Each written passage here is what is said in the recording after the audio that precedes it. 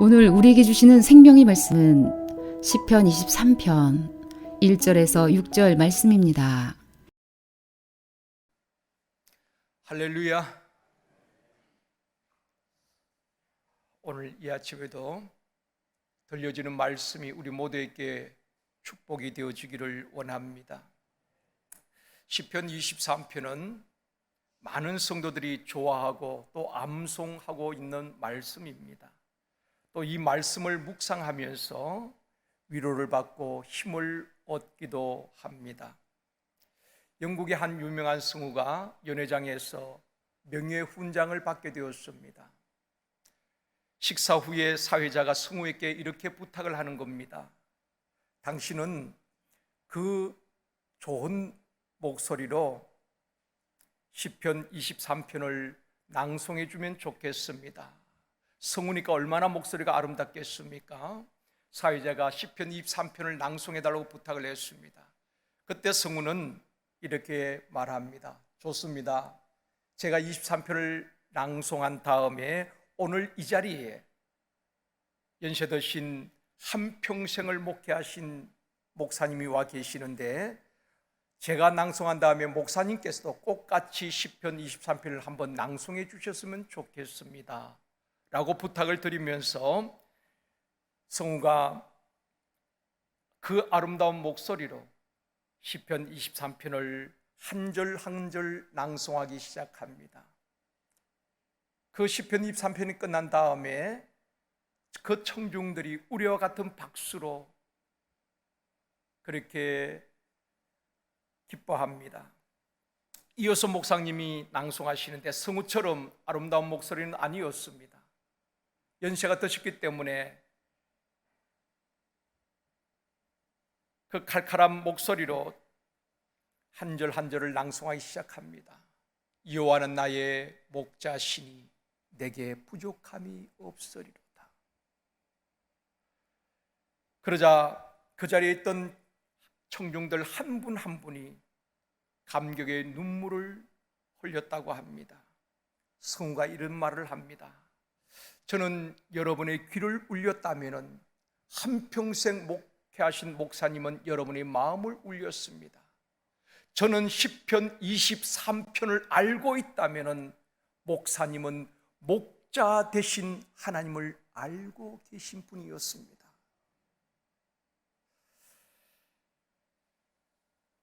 사랑하는 성도 여러분, 시편 23편이 그냥 우리에게 아름다운 시로 들려지는 것이 아니라 그 시편 23편 속에 담겨진 하나님의 향한 그 아름다운 고백이 우리의 고백이 되어지기를 원합니다. 시편 23편은 다윗의 시입니다. 저는 이 아침에 다윗이 믿었던 하나님, 다윗의 목자 되신 하나님을 이야기하려고 하는 것은 아닙니다. 저와 여러분이 내가 만난 하나님, 내가 믿는 하나님, 나의 목자 되신 하나님을 경험하고 고백할 수 있는 저와 여러분이 되어지기를 주님의 이름으로 축원합니다. 저와 여러분이 한평생 믿어왔고 또 믿고 있는 하나님은 어떤 분이십니까? 첫 번째로 나의 목자 되신 하나님. 오늘 본문 1절 말씀입니다. 같이 읽겠습니다. 여호와는 나의 목자시니 내게 부족함이 없으리로다. 다윗은 하나님을 목자로 자신을 양으로 비유하고 있습니다. 다윗은 목동 출신이잖아요. 목자와 양의 관계를 잘 알고 있습니다. 목자는 생명을 걸고 양을 지키고 보호합니다. 어린 소년 시절 다윗이 아버지의 심부름으로 전쟁터로 나가게 되지요. 가서 보니까 골리앗이 그 이스라엘 군대를 모욕하고 하나님을 모욕하고 있습니다. 이스라엘 군인들은 그 누구도 골리앗과 싸우겠다고 나서는 사람이 없었습니다. 다윗이 자기가 나가겠다고 말할 때에 형들은 야단을 칩니다. 왜 여기 왔느냐고. 사울도 그 어린 소녀를 보니까 훈련받은 군인들도 당할 수 없는데 이 소년을 내보낼 수가 없었습니다. 그때 소년 다윗이 골리앗과 싸우러 나가면서 사울과 함께 이렇게 말합니다. 사무엘상 17장 34절 35절 말씀입니다. 다윗이 사울에게 말하되 주의 종이 아버지의 양을 지킬 때에 사자나 곰이 와서 양떼에서 새끼를 물어가면 내가 따라가서 그것을 치고 그 입에서 새끼를 건져내었고 그것이 일어나 나를 해하고자 하면 내가 그 수염을 잡고 그것을 쳐 죽였나이다. 다윗은 사자와 곰과 맞서서 양떼를 지켰던 것입니다. 자기가 양떼를 지키면서 경험했던 그 이야기를 하고 있는 것입니다. 이것이 목자지요. 목자는 그 양을 자신의 생명을 걸고 지켜내는 것입니다. 예수님께서도 자신을 선한 목자라고 말씀하고 있습니다. 요한복음 10장 11절 12절 말씀입니다. 같이 읽습니다. 나는 선한 목자라. 선한 목자는 양들을 위하여 목숨을 버리거니와 삭구는 목자가 아니요 이리가 오는 것을 보면 양을 버리고 달아나나니. 우리 주님은 나는 선한 목자다. 선한 목자는 양들을 위하여서 기꺼이 자기의 목숨을 버린다고 말하고 있습니다. 그러나 삭구는 그렇지 않지요. 이리가 오는 것을 보면은 자기가 살겠다고 양을 버리고 달아난다는 것입니다.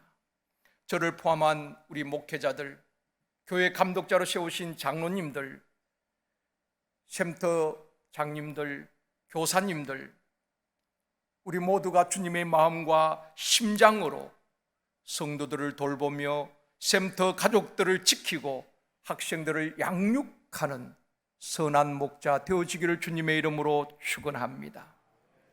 시편 23편은 다윗의 인생에 가장 행복하고 편했던 시절에 지은 시가 아니지요. 압살롬의 반역으로 왕궁에서 쫓겨나서 신발도 신지 못한 채 맨발로 울면서 걸음을 옮겨야 했던 가장 힘들고 아픈 시간에 믿음을 담아서 하나님께 고백한 시입니다. 여호와는 나의 목자시니 내게 부족함이 없으리로다. 여러분에게 부족한 것은 없나요? 현대인들은 부족함을 호소하고 있습니다. 어떤 분들은 일자리가 부족하다고, 일자리가 있어도 내가 일할 곳이 없다고 호소하기도 합니다.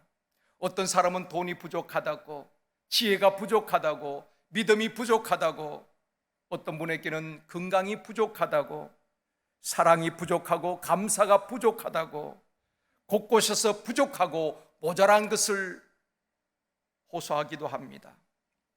그런데 다윗은 이렇게 고백합니다.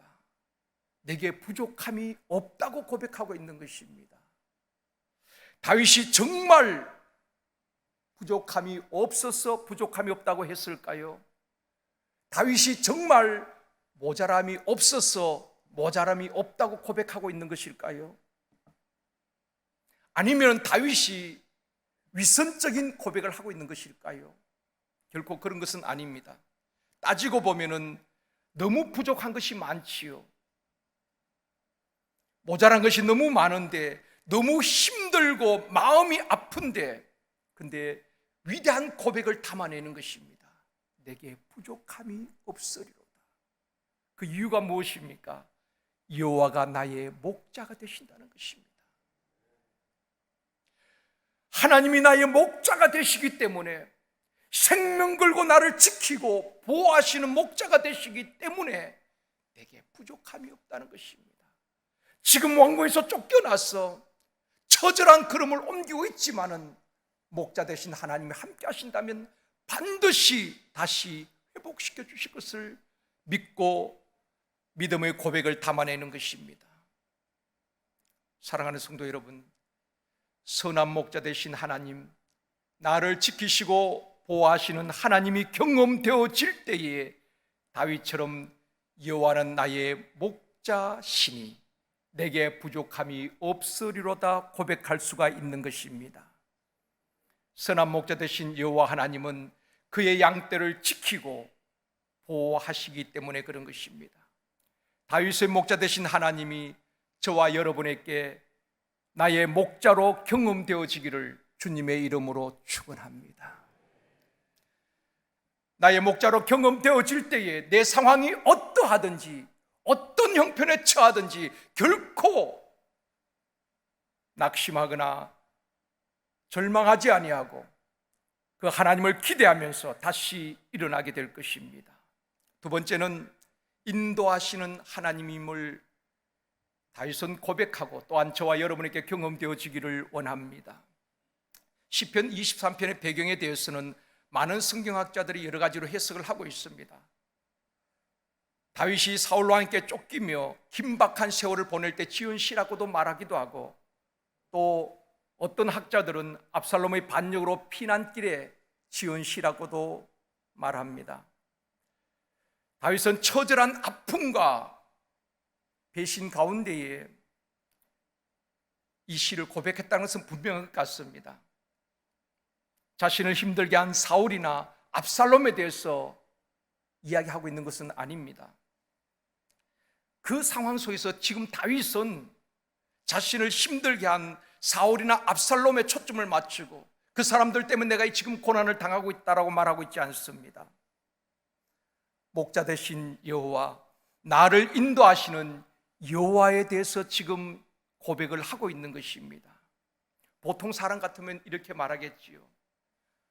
누가 나를 힘들게 했다고, 누구 때문에 억울하다고, 무엇 때문에 섭섭하다고 평생 사울을 이야기하고 압살롬을 이야기하며 분노하는 사람들도 있습니다. 그런데 다윗은 자신의 인생을 힘들게 한 사울이나 압살롬에 주목하고 그들에 대해서 이야기하고 있는 것이 아니라 그 너머에 목자 되신 하나님, 나를 인도하고 계시는 그 하나님을 고백하고 있는 것입니다. 2절에서도 말씀합니다. 같이 읽겠습니다. 그가 나를 푸른 불밭에 누이시며 쉴만한 물가로 인도하시는 도다. 성경학자들이 논문을 쓸 때에 양의 특징에 대해서 논문을 쓴 사람들도 많이 있습니다. 양에 대해서 이렇게 설명을 하고 있습니다. 양은 시력이 약하고 근시라고 합니다. 그러니까 멀리 내다보지 못하는 것입니다. 눈앞에 보이는 것은 보는데 3m 앞에, 5m 앞에 웅덩이에 있는지 낭떠러기에 있는지 잘 볼 수가 없다는 것입니다. 그래서 목자가 인도해 주지 아니하면 구덩이에 빠질 수도 있고 낭떠러기에 떨어서 생명을 잃을 수도 있는 것입니다. 또한 양은 방향 감각이 없어서 쉽게 길을 잃어버리고, 또 길을 잃어버리면 스스로 찾아오지 못한다는 것입니다. 다른 동물들은 그렇지 않죠. 개나 고양이는 먼 길을 갔다가도 찾아옵니다. 자기 집으로 찾아오지요. 그러나 양은 스스로 찾아오지 못하는 특징이 있다고 합니다. 또 양은 자기를 방어할 무기가 없다는 것입니다. 다른 짐승들은 짐승마다 자기를 보호하는 무기가 있습니다. 스크군 같은 경우에는 그 고약한 냄새로 자기를 방어하는 것입니다. 또 카멜레온 같은 경우에는 변하죠, 그죠? 그래서 자기를 방어하는 그런 무기가 있습니다. 그러나 양은 강한 이빨도 날카로운 발톱도 그렇다고 빨리 달릴 수 있는 것도 아닙니다. 스스로 보호할 수 있는 그런 무기가 없는 것입니다. 그러기에 목자가 없이는 살아갈 수 없는 것이 양이라고 합니다. 또한 양은 몸에 비해서 다리가 약하다고 합니다. 털이 많아 한번 넘어지면은 스스로 일어나지 못한다고 합니다. 다윗은 자신을 양에 비유하고 있습니다. 한없이 연약한 양, 목자가 돌보지 아니하면 살아갈 수 없는, 보호받을 수 없는 양에 비유하면서 한 마리 잃은 양처럼 내일 일을 알 수 없고 길이 보이지 않는 인생 광야에서 목자 되신 하나님께서 나를 푸른 풀밭에 누이시고 쉴 만한 물가로 인도하시고 의의 길로 인도하신다고 고백하고 있는 것입니다. 사랑하는 성도 여러분, 우리가 양과 같이 연약하고 또 넘어져도 스스로 일어나지 못하는 연약한 존재이고 길을 잃고 방황할 때도 있지만은 선한 목자 되신 주님 따라가면은 주님이 저와 여러분을 의의 길로, 생명의 길로, 승리의 길로 인도하여 주실 줄 믿습니다. 다윗의 고백처럼 인도하시는 하나님, 지금까지도 나를 인도하셨고 우리 교회를 인도하셨고 우리 자녀들을 인도하신 그 하나님, 앞으로도 세상 끝날까지 인도하실 그 선한 목자 되신 하나님을 확실히 믿는다면 어떤 상황에서도 우리는 다시 용기 내어 달려갈 수가 있는 것입니다. 선한 목자 되신 주님의 인도하심을 받는 저와 여러분이 되어지기를 주님의 이름으로 축원합니다. 세 번째, 함께 하시는 하나님임을 고백하고 있습니다. 저와 여러분의 고백이 되어지기를 원합니다. 4절에 말씀합니다. 같이 읽겠습니다. 내가 사망의 엄침한 골짜기로 다닐지라도 해를 두려워하지 않을 것은 주께서 나와 함께 하심이라. 주의 지팡이와 막대기가 나를 안위하시나이다. 지금 다윗은 자신의 상황을 이렇게 표현합니다. 사망의 엄침한 골짜기, 사울에게 쫓기던 압살롬의 반역으로 맨발로 그 감난산을 넘어가면서 울면서 넘어갔던 자신의 모습이든 어쨌든 지금 상황은 사망의 엄침한 골짜기를 지나가고 있는 것입니다. 그런 가운데서도 내가 두려워하지 않는다고 고백하고 있는 것입니다. 왜일까요? 주께서 나와 함께 하십니다. 어떤 상황에서도 어떤 대적자들이 나를 해하려고 할지라도 내가 잃어버린 왕권을 다시 찾는다는 보장이 없을지라도 다윗은 결코 낙심하고 두려워하고 절망 가운데 허우적대는 것이 아니라 내가 두려워하지 않을 것은 주께서 나와 함께 하십니다. 끝까지 다윗이 놓치지 않고 믿었던 것은 목자 되신 하나님, 인도자 되신 하나님, 그분께 시선을 고정했기 때문에 이런 고백을 담아낼 수 있었던 것입니다. 시편 3편은 다윗이 압살롬에게 쫓기면서 지은 시거든요. 그 시편 3편에도 보면 이렇게 고백을 합니다. 천만인이 나를 에워싸 나를 치려할지라도 나는 두려워하지 아니한다. 그 이유는 주께서 나와 함께 하심이라고 고백하고 있습니다. 사업장에 어려움이 있고 가정에 어려움이 있고 건강에 어려움이 있고 문제가 있어도 사망의 엄침한 골짜기 같은 아무것도 보이지 않는 캄캄한 터널을 지나갈지라도 하나님이 함께 하심을 믿는 사람은 결코 낙심하지 아니하고 넘어져도 다시 일어나게 될 줄 믿습니다. 의인은 7번 넘어져도 다시 일어나는 겁니다. 성도들은 넘어질 수 있어요. 그러나 다시 일어나는 것입니다. 아니, 목자 되신 그분이 일으켜 주실 줄 믿습니다. 여러분, 코로나로 지쳤고 많은 분들이 고립되어 있기도 하고 믿음이 무너졌을지라도 하나님 다시 일으켜 주실 줄 믿습니다. 다시 치유하시고 회복시켜 주실 그 하나님을 기대하고 그 하나님께 집중하고 그 하나님께 부르짖고 그 하나님이 일으켜 주심을 경험할 수 있기를 원합니다. 미국 원주민들, 그러니까 인디언들은 풍습이 있는데 그 남자아이들은 7살, 8살쯤 되어지면은 담력 훈련을 시킨다는 것입니다. 어떻게 담력 훈련을 시키는가 하면은 아버지가 7살, 8살쯤 된 그 아이를 데리고 깊은 산속에 들어가는 것입니다. 그리고 하룻밤을 그 산속에서 지나게 되는데 아버지는 아들을 데리고 가서 그 아이를 두고 아버지는 그 자리를 떠나오는 것입니다. 그러니까 아이가 얼마나 두렵겠습니까? 그 밤에 맹수들의 울음소리, 바람에 꺾여지는 나뭇가지 소리를 들으면서 아이는 두려움에 막 떨고 있습니다. 겁에 질려 있는 것입니다. 다시 내려갈 수도 없고 아버지가 내려갈 때 너는 오늘 밤 이곳에서 하루를 보내야 돼. 7, 8살 된 그 아이가 그 두려움에 벌벌 떨고 있습니다. 아버지는 아이를 버려두고 집으로 가서 편히 잠을 잤을까요? 아닙니다. 그 아이는 혼자라고 생각하면서 혹이나 맹수가 자기를 덮칠까 봐 두려워하지만은 아버지는 집으로 간 것이 아니라 아이의 가장 가까운 거리 큰 나무 뒤에 몸을 숨기고 화살을 뽑아들고 혹시 사나운 맹수가 아들을 해칠까 봐 두 눈 부릅뜨고 밤새도록 그 아이를 지키고 함께 한다는 것입니다.